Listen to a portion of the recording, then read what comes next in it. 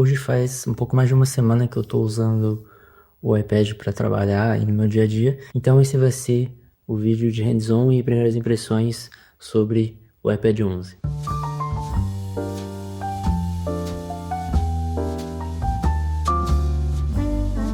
Antes de começar na prática mostrando para vocês o meu uso, eu vou ressaltar aqui que eu estou usando ele com a capa teclado, com o Magic Keyboard, então todo o uso é baseado nisso. Eu não uso ele como um tablet, eu uso ele como um computador, então pode ser que algumas coisas não se apliquem a quem usa o iPad como um tablet. Então eu vou começar com os pontos positivos, depois eu falo o que eu não gostei tanto assim e alguns pontos mais específicos sobre criação de conteúdo que eu vou abordar mais pra frente. E o primeiro ponto positivo foi o uso dele no meu dia a dia. Ele aumentou o foco e a produtividade em algumas tarefas. Por exemplo, eu não tinha o costume de usar o lembretes do celular, porque eu não costumava ficar olhando o celular o dia inteiro. Então no final eu acabava esquecendo o que tinha no aplicativo de lembretes. E com o iPad, como ele está sempre do lado além do meu setup, eu estou sempre de olho em notificação, em e-mail, mensagens e nesse aplicativo de lembretes também. Eu comecei a usar bem mais. Isso ajudou na organização do meu dia. E como o dia é mais organizado, a gente acaba perdendo menos tempo com coisas inúteis. Ainda falando em produtividade, o tempo de tela do celular também diminuiu drasticamente, porque agora eu não preciso mais ficar abrindo redes sociais, principalmente no celular. Eu consigo abrir pelo iPad e trabalhar normalmente por aqui. Eu não tenho necessidade mais de ficar com o celular do meu lado. O terceiro ponto que tem me chamado muita atenção e eu tenho gostado bastante é que eu uso o celular para levar, né? Então eu uso o iPhone e a integração do iPhone com o iPad é sensacional, principalmente para transferência de arquivo. Então eu termino de gravar, passo direto pelo AirDrop aqui no iPad e consigo trabalhar no vídeo já. Não preciso ficar fazendo upload do arquivo na nuvem, baixando no computador e depois editando. Eu consigo fazer tudo pelo iPad. Isso acaba salvando um bom tempo aí de trabalho. E óbvio, não só na parte de criação de conteúdo, mas na parte de documentos também. Muitas vezes eu tenho um PDF no celular, alguma coisa importante, eu preciso salvar isso ou mandar por e-mail.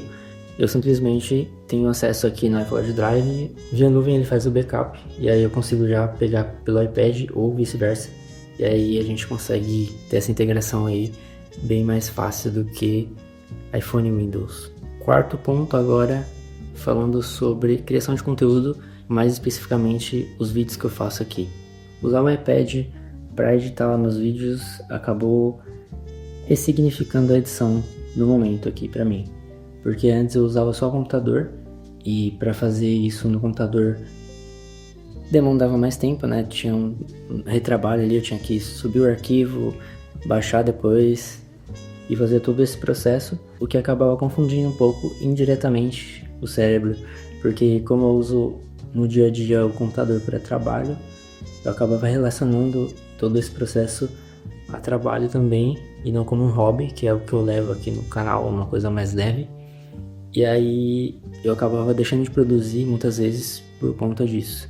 Então, criando aqui pelo iPad, a edição acabou se tornando uma coisa mais leve, mais legal de fazer e diferente, né? Por enquanto, ainda tô pegando o jeito aqui de editar pelo iPad, mas é basicamente isso. E linkando tudo isso, o quinto ponto positivo foi a possibilidade de dividir tarefas em um mesmo dispositivo.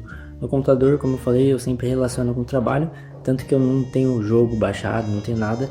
Eu só ligo ele durante a semana para trabalhar e no final de semana eu acabava nem ligando ele.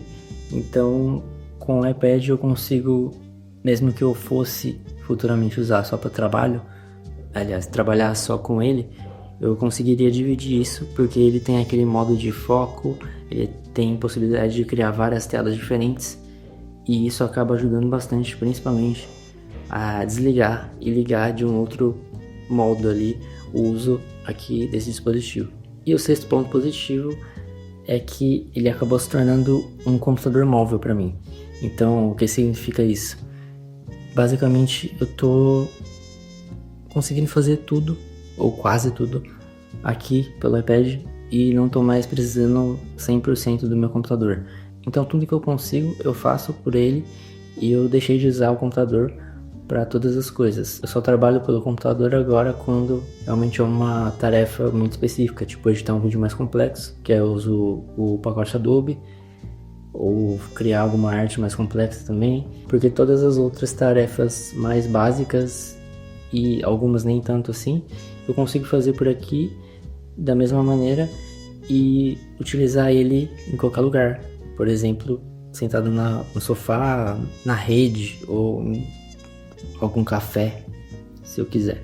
E lembrando que se eu estiver fora de casa só com o iPad e precisar editar algum vídeo mais pesado, algum vídeo mais complexo, eu consigo deixar o meu computador ligado e acessar remoto para fazer toda a edição remotamente, mas usando o iPad. E o que eu tenho aqui em conjunto, tablet e teclado, comparado com o notebook, é uma tela muito boa, a qualidade de imagem aqui é excelente, o áudio é 1000 vezes melhor do que o do notebook.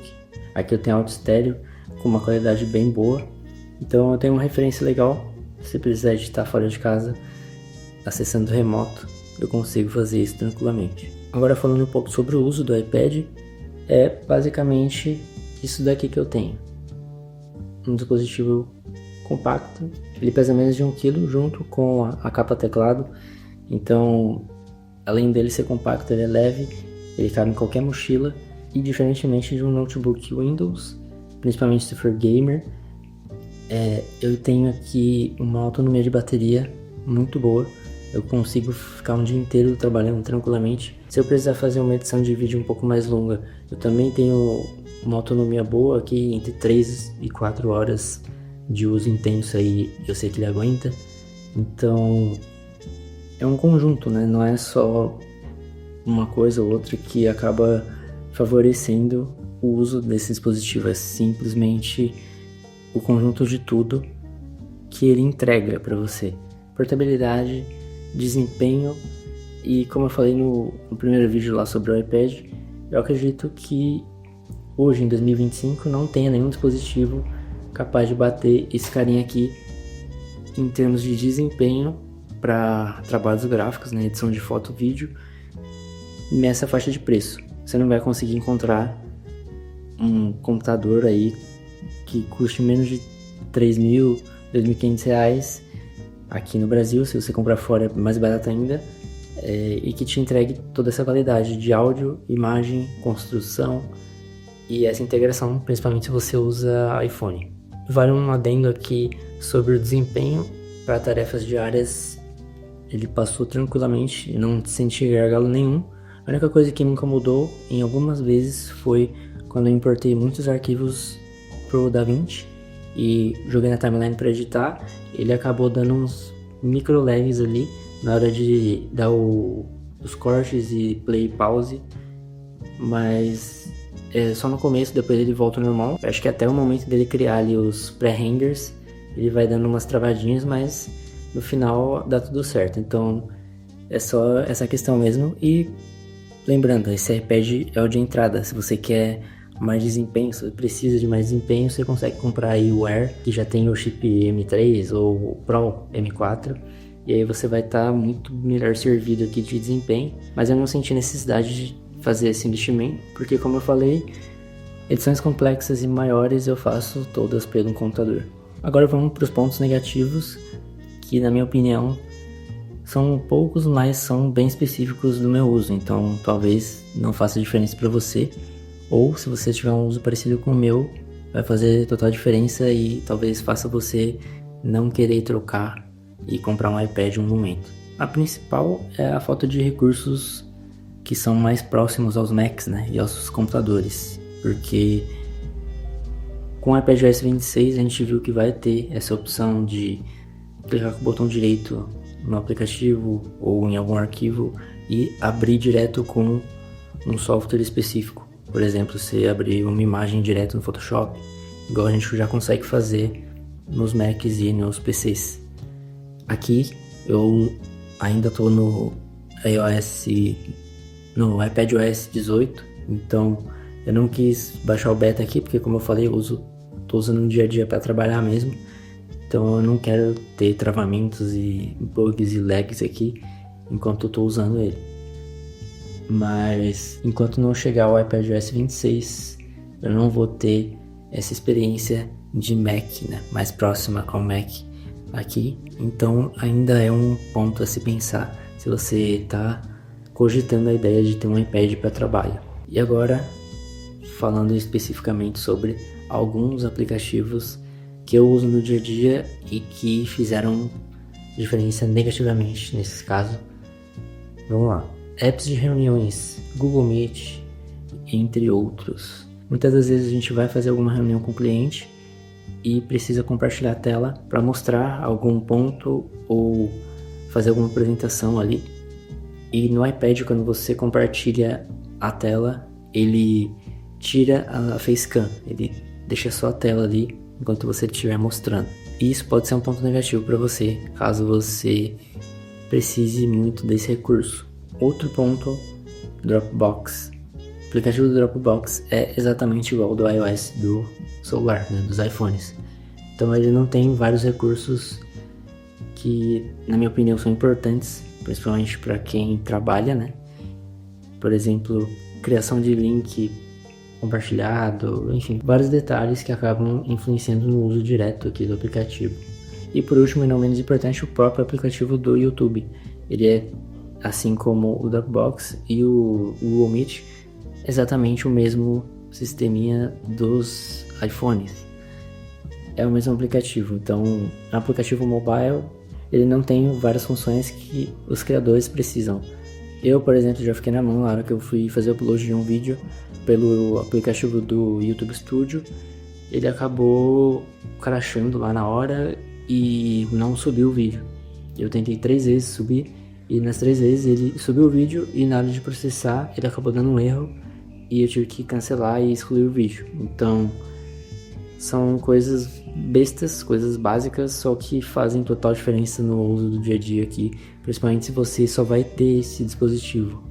Então eu não sei se foi algum problema com o codec do vídeo, mas provavelmente não, porque eu editei 3 vídeos aqui já, e o primeiro eu subi diretamente do iPad, que foi o primeiro vídeo sobre o iPad 11 aqui que eu subi no canal.